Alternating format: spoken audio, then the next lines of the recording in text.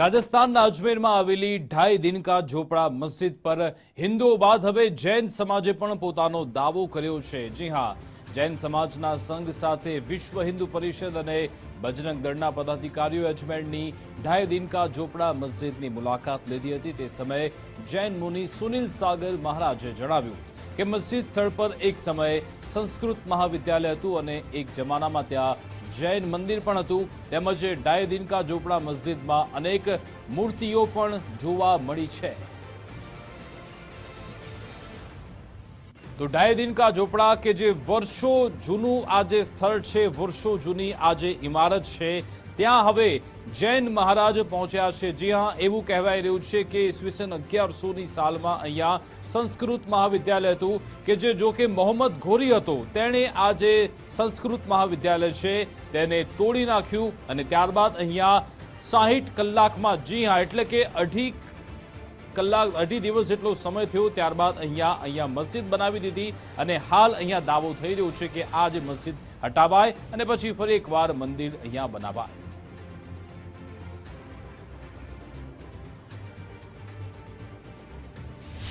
देखिए, सरकारों को भी इन तरह से सोचना चाहिए और समाज तो आज हमारे साथ था, प्रत्येक वर्ग की युवा थे साथ में और सबों की भावना है कि बिना उपद्रव के आपसी समझदारी से बैठ कर के इन मसलों पर चर्चा की जाए और जो चीज़ें जैसी रही हैं पहले उनको वापस वैसा किया जाए। जहाँ मस्जिदें हैं स्वतंत्र भूमि पर वो रही आए, कोई दिक्कत की बात नहीं है, लेकिन कहीं मंदिर वगैरह डिस्टर्ब करके वो चीज़ें बनाई गई हैं तो आज मंदिरों को वापस मंदिर के रूप में लाना चाहिए। अगर वहाँ प्रतिमाएं होने की संभावना है तो वहाँ खुदाई वगैरह हो और वो तीर्थंकरों की प्रतिमा वहाँ अगर मंदिर बने तो सबसे अच्छी बात है, और नहीं बन पाए तो कम से कम जो जिन मंदिरों की प्रतिमाएं, जिन देवताओं की प्रतिमाएं उन लोगों तक पहुँचाई जाए, किसी भी एक अच्छे तरह का न्याय हो ताकि जो देवताओं की, तीर्थंकरों की, महापुरुषों की भक्ति करने वाले लोग हैं उनके मन न दुखें और उनकी प्रतिमाएं भी सम्माननीय रूप से पूजी जाएं।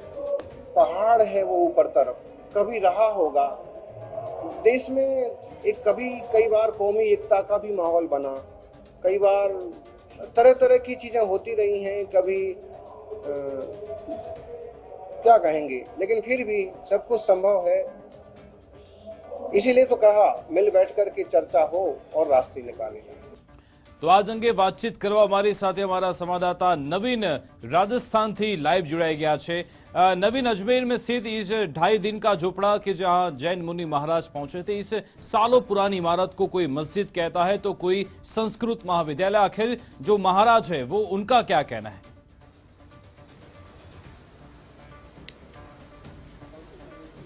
देखिए, मैं अभी अजमेर में हूँ, महाराज जी के साथ में हूँ, सुनील सागर महाराज जी के साथ में हूँ। और महाराज जी, आप 2.5 दिन का झोपड़ा गए थे, आपने वहाँ क्या देखा है? देखिए, 2.5 दिन का झोपड़ा नहीं, बहुत बड़ा इमारत है और भारतीय संस्कृति का एक पुराना नमूना है। वहाँ के खम्भों पर कुछ देवताओं के भी चित्र हैं और कुछ ऐसी आकृतियां हैं जो हमारे प्राचीन पुरातत्व और मंदिर शिल्प से भी मिलती जुलती हैं। वहाँ जो कमरों में बंद हैं उसमें कुछ शिखर टाइप के भी हैं, कुछ देवताओं की मूर्तियां हैं, कुछ तीर्थंकर मूर्तियां जैसी भी लगीं, लेकिन सिर्फ एक छोटे से छेद में से देखने से स्पष्ट नहीं हुआ कि भीतर क्या है। बाकी ये सुनिश्चित है कि जब शहर के 2-3 जैन मंदिरों में पुरानी मूर्तियां उठा के लाई गई हैं, चाहे वो 200 साल पहले हों, चाहे 100 साल पहले हों, चाहे 400 साल पहले हों, और वहाँ के बुजुर्ग बताते हैं कि जो टूटी मूर्तियां हैं या जो पुरानी मूर्तियां हैं या इतनी ढेर सारी मूर्तियां हैं, ये 2.5 दिन की झोपड़ा उस टाइप के उस परिसर से या उस टूटी जैसे भी खुदाई में या वहाँ से उपलब्ध हुई वो लाई गई हैं और कुछ मंदिरों में आज वो उपलब्ध हैं। उन्हीं को देखने के बाद हमें ये ख्याल आया कि हमें वहाँ जाना चाहिए और हम वहाँ गए तो वहाँ भी कुछ इस टाइप के चिन्ह नज़र आए हैं और हम वहाँ गए। आपने किस तरह के चिन्ह देखे, क्या कुछ बता सकते हैं? जैसे कि होते हैं आमतौर पर खम्भों में, जैसे अब देवी जैसा एक चित्र एक गणपति जैसा जिसे बाद में छीला गया तो सिर्फ चकत्ता बचा हुआ है। कितनी पुरानी चीजें हैं, क्या वास्तु रहा, क्या इतिहास है, वह तो पुरातत्वविदों की खोज का विषय है। बाकी वहाँ से जैन मूर्तियाँ मंदिरों में लाई गई हैं और अभी परसों ही हम एक मंदिर में नई वेदियाँ बना करके 400 साल पुरानी मूर्तियाँ ठीक से विराजमान करवाने वाले हैं। तो कहीं ना कहीं वहाँ जैन मंदिर रहा है। अब दावेदार लोग क्या कह रहे हैं, कब्जे किनके हैं, ये बातें वो जाने। ऐसे में अब आप क्या कहना चाहते हैं कि वहाँ क्या होना चाहिए? वहाँ जो कुछ और खुदाई हो और वहाँ जो मूर्तियाँ निकले उनको यथायोग्य स्थान दिया जाए, उसी परिसर में उनके लिए उचित स्थान मिले तो बहुत अच्छी बात होगी। नहीं तो आपस में सर्वधर्म के लोग बैठ करके और जो उचित है, न्यायोचित है, न्यायालय जो कहे उस टाइप से काम हो कि आपसी प्रेम भाव भी बना रहे और जिनकी चीजें हैं, जिनका वास्तु है, उन्हें मिले। ये अभी वहाँ परिसर एएसआई के पास में है, वहाँ एक मस्जिद भी है जहाँ पर नमाज भी होती है। कहा जाता है कि वहाँ एक संस्कृत विद्यालय था पहले, और आप बता रहे हैं कि उससे पहले जैन मंदिर भी था। तो किस तरह से आप क्या पहल करेंगे कि क्या होना चाहिए? देखिए, जैन लोग लड़ने वालों में से नहीं हैं। कई बार तो उनकी मूर्तियां रखी रहती हैं और लोग कब्जा कर लेते हैं तो भी वो चुप रह जाते हैं। बाकी जो पुरानी बात है वो हमने आप लोगों के सामने कही कि सहजता से अगर ये काम बन जाए तो बहुत अच्छी बात है। बाकी भिड़ने का काम अपना नहीं है। आपने कहा कि या तो खुदाई भी हो तो और मूर्तियां निकलेगी, आपने ये भी कहा कि जिस तरह का वहाँ टूटा हुआ परिसर देखने को मिल रहा, जिस तरह के वहाँ खंबे देखने को मिल रहे, जिस तरह की आधी टूटी हुई मूर्तियाँ उन पुराने रूम्स टाइप में रखी हुई हैं, इसका मतलब है कि वहाँ कुछ तो और है। जब इतना सारा बाहर पड़ा हुआ है तो जमीन के अंदर कुछ तो और है, और ये अगर इस पर काम हुआ तो हमारी आशंका सत्य साबित होने की संभावनाएं पूरी हैं। कहा था कि कुछ एंटीक पीस भी वहाँ कमरों में बंद है, वो ताले भी खुलने चाहिए। यही चूंकि उसकी चाबी होगी और वो खुल भी जाएंगे, लेकिन हम अंदर तक जा नहीं पाए। बाकी कुछ टूटी फूटी चीजें वहाँ उपलब्ध हैं, अभी आप लोग भी देख सकते हैं। जब आप वहाँ गए थे तो शायद कुछ लोगों ने को पसंद नहीं आया, उन्होंने विरोध भी किया था। कुछ लोगों ने बड़ी शालीनता से विरोध किया, एक दो लोग उसमें से थोड़े से गर्म हुए। बाकी उन्होंने मना किया कि मस्जिद है। तो फिर हमारे साथ एक सज्जन थे, कई सारे लोग साथ में थे, तो उनमें से उन्होंने कहा कि देखिए ये पुरातत्व का परिसर है, यहाँ सबको देखना दो, और महाराज जी तो 1000 किलोमीटर की पदयात्रा करके इस चीज़ को देखने के लिए यहाँ पहुँचे हैं, तो इन्हें देखने दीजिए। तो उसमें एक बुद्धिमान युवक था, उन्होंने कहा कि ठीक है, पर्दा लगा दो। तो फिर यहाँ से एक वकील साहब थे, उन्होंने कहा कि मुनिराज हमेशा दिगंबर रहते हैं और जैन मुनि पूरे देश में इसी मुद्रा में विहार करते हैं, और लोगों को एक खबर होना चाहिए कि इस देश में केवल 2 लोग नग्न मुद्रा में पूजे जाते हैं, माने जाते हैं, एक तो छोटा बच्चा या फिर सब कुछ त्यागने वाला कोई तपस्वी दिगंबर मुनि। बाकी अगर कोई पागल हो और ऐसे घूमे उसकी कोई वैल्यू नहीं होती है।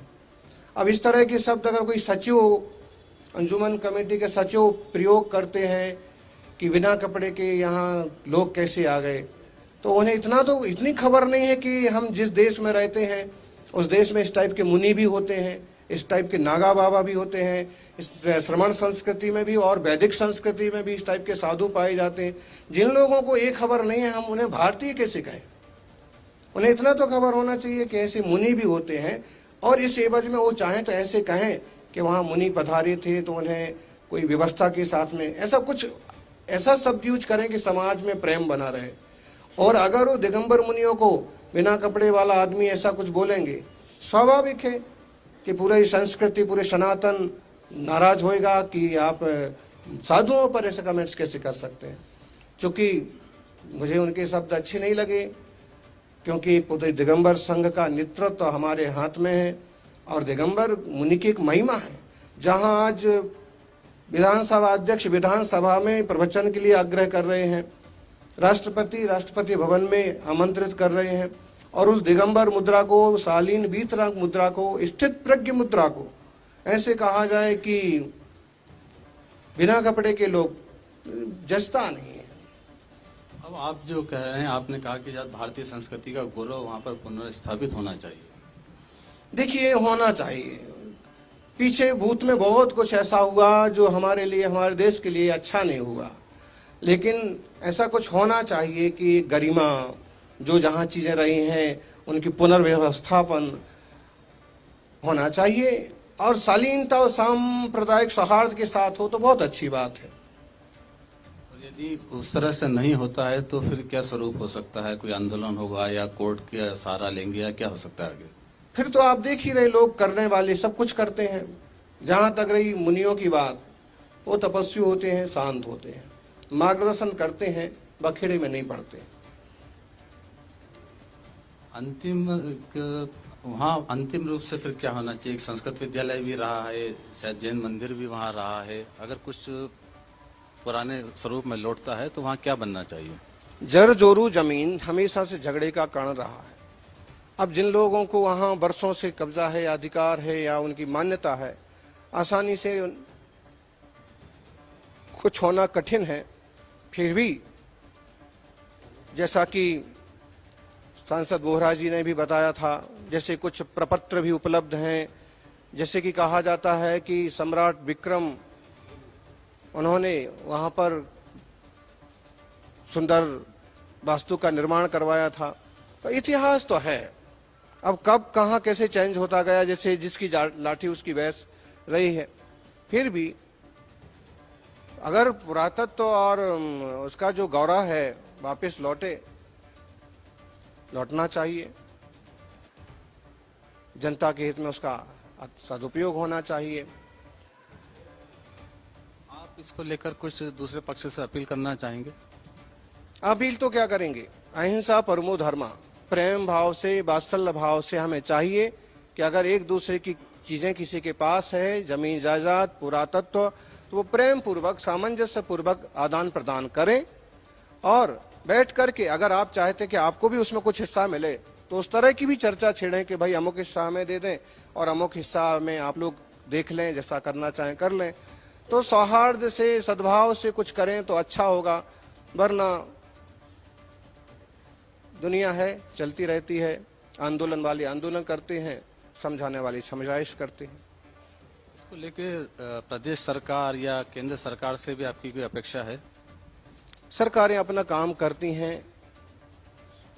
सरकारों से अपेक्षा यही होती है कि वे जो जैसी चीजें हैं उनको व्यवस्थित करें, जनता का जीवन खुशहाल हो, माहौल ना बिगड़े। तो वैसी अपेक्षाएं हैं जो सामान्य हैं।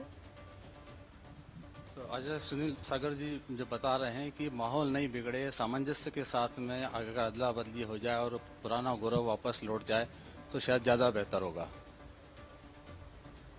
તમામ જાણકારી આપવા બદલ, અમારી સાથે જોડાવા બદલ। તો જે અમારા સંવાદદાતા છે નવીન, તેમણે વાતચીત કરી હતી જૈન મુનિ સાગર મહારાજ સાથે, અને તેમણે કહ્યું છે કે અહીંયા જે અમે જ્યારે આ લોકો પહોંચ્યા, પહેલાં તો અમને અહીંયા અટકાવવામાં આવ્યા હતા।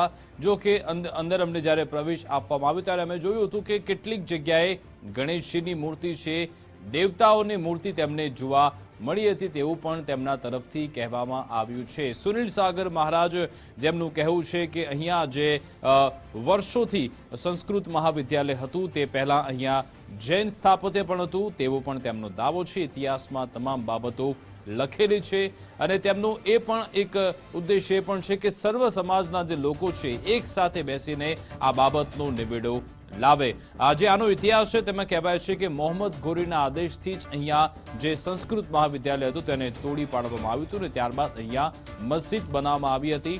60 કલાકના અંતરાલમાં આ મસ્જિદ બની, એટલે તેને ઢાઈ દિન કા ઝોપડા કહેવામાં આવે છે। રોકાઈશું નાનકડા વિરામ માટે। આપ જોતા રહો ગુજરાત ફર્સ્ટ।